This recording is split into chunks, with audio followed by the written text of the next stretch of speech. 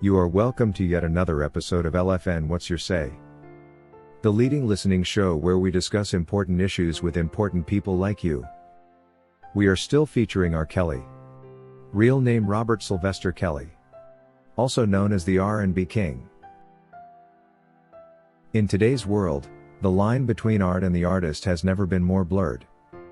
While we are not trying to say that other defendants' art should also be muted, it is rather absurd that some creators have to face complete public ostracism while others seem to retain their platforms despite equally troubling accusations. This has led us to wonder what criteria is actually used to approach this so-called muting procedure. One glaring example of this disparity lies in how society has treated R. Kelly, completely muting his art as a way of frustrating him financially. This was in fact done way before he could get a hearing in court, making the decision to silence him even more unfair. Interestingly though, other accusers who are currently serving prison time for equally troubling allegations have since remained unmuted.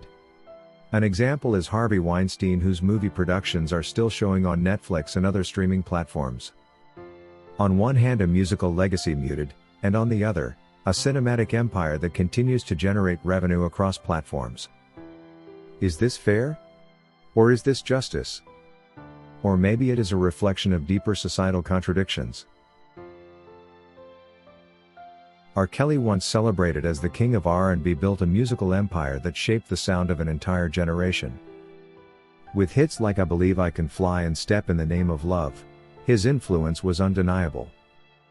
But in recent years, his legacy has nearly been overshadowed by a series of wrongful convictions and false allegations of abuse, all of which have been used to cunningly justify the widespread boycotts of his music.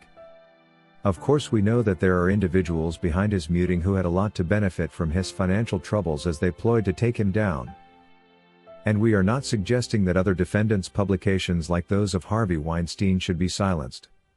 However, we condemn the inequality and unbalanced approach of legal matters from one person to another, and questioning the criteria used to determine who should lose their hard-earned sources of revenue. Today, R. Kelly's songs are largely absent from major playlists, and his name is almost synonymous with scandal as a result of this marginalization and selective approaches to justice. Contrast this with Harvey Weinstein, one of Hollywood's most powerful producers who, like R. Kelly, was brought down using allegations of rape and abuse.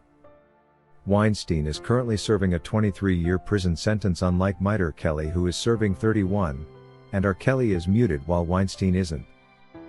He produced some of the biggest blockbusters and Oscar-winning films that are still widely available on streaming services. Why the difference? To understand this disparity, we need to examine the forces at play when allegations against R. Kelly reached their peak. While they want us to believe that streaming platforms like Spotify and Apple Music faced immense public pressure to remove his music, the reality was different. The Mute R. Kelly movement argued that supporting his music meant supporting his alleged crimes. In response, many platforms stopped promoting his work, effectively silencing his artistic contributions, but even worse, cutting off his only sources of revenue. Meanwhile, films produced by Harvey Weinstein, including Pulp Fiction, Shakespeare in Love, and The King's Speech, continue to show and are celebrated. Weinstein's movies remain part of our cultural canon, with their availability on platforms like Netflix and Amazon Prime raising little public outrage when they compare the two. Also, while artists who collaborated with R. Kelly have pulled the songs down, the only remedy those who worked with Weinstein are willing to apply is perhaps simply removing his name from credits, and that only in a few cases allowing the art to stand apart from the artist, which many claimed when not possible with R. Kelly. The selective application of cancel culture reveals troubling inconsistencies in our societal systems. Why is R. Kelly's music muted while Weinstein's movies thrive? Could it be because R. Kelly is black? In defense of the discriminative behavior, though, some may argue that it's because of the nature of their respective industries, suggesting that music, being deeply personal and tied to the performer, may make it harder to separate the art from the artist. However, the world still enjoys Elvis Presley's music even in his death, which could indicate that the US racial agenda probably has a hand in this. Even though Elvis Presley was never convicted, the world is well aware of his relationship with Priscilla Presley, which started when she was only 14. However, he is still celebrated and his music played all over streaming platforms, while R. Kelly's, whose trial fell short of evidence to prove him guilty, is overly muted. Many in fact believe it goes deeper than industry norms. And one cannot rule out the fact that race in fact plays a role in these decisions. R. Kelly, being a black artist, has faced a level of punishment that his would-be white counterparts have largely avoided. And this disparity raises uncomfortable questions about how society enforces accountability across racial lines, and whose legacies are deemed worth preserving. Media coverage has also played a significant role in this racial discriminatory behavior. Documentaries like Surviving R. Kelly brought his alleged crimes into the public spotlight, amplifying calls for accountability even before trial, which highly prejudiced R. Kelly. Of course, even Weinstein's actions were similarly exposed in investigative pieces and productions, but the focus has largely been on the systemic issues of Hollywood rather than an outright erasure of his personal contributions, which still leaves the black defendant in the picture disadvantaged. The question then becomes, what do we do with the art left behind in such a case as R. Kelly's?